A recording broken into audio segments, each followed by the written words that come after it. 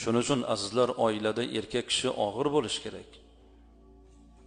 Omonat bu, ota-onasini omonati. Keng fe'lli bo'lish kerak. Masalu zawjayn kamasalil yadayni fil jasad. Eri xotinning misoli bir tanning ikki qo'liga o'xshash. Erkak bilan ayol ikki qo'lga o'xshatilyapti. Albatta erkak kishi o'ng qo'l, ayol kishi chap qo'l.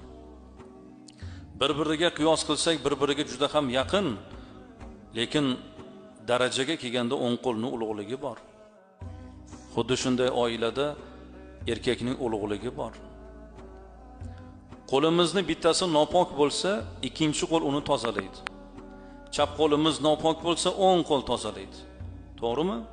Najas tekkan qo'lni o'zi poklash imkoniyati kam.